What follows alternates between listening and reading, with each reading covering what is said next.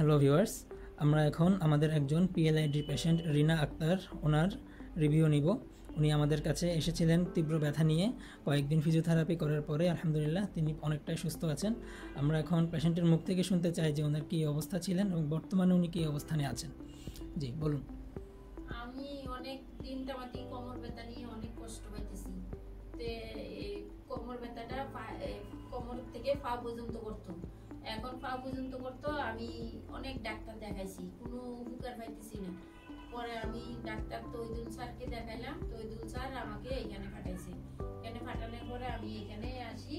এই থেরাপি প্রথম দিন একটা দিয়ে আমি অনেক ভালো ভালো একটা ইয়া পাইছি। আমাকে স্যারে বলছে 5 দিন দেওয়ার জন্য। আমি 5 দিন দিলাম। আল্লাহর রহমতে আমি এখন সুস্থ, আমি এখন খুব ভালো আছি। আপনারাও এখানে আসেন। আচ্ছা, অসংখ্য ধন্যবাদ। আমরা এখন পেশেন্টের যিনি অ্যাটেন্ডেন্স, পেশেন্টের কন্যা, ওনার কাছ থেকে শুনতে চাই যে আপনার আম্মুর কী অবস্থা ছিল, বাসায় উনি কী অবস্থায় ছিলেন, বর্তমান উনি কী অবস্থানে আছেন। জি, আসসালামু আলাইকুম।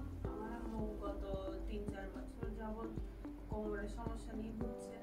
ওনার পায়ে কোমরের ব্যথা থেকে পা, তারপর পিঠের মেরুদণ্ড সবগুলো ব্যথা করতো। আমরা অনেক ডাক্তারও দেখাইছি, কিন্তু কোনো সঠিক ফলাফল পাই নাই। সর্বশেষ আমরা তহিদুর রহমান স্যারের কাছে গেলাম। উনি আমার আম্মুকে বললো যে ওনার পিএলআইডি হয়েছে।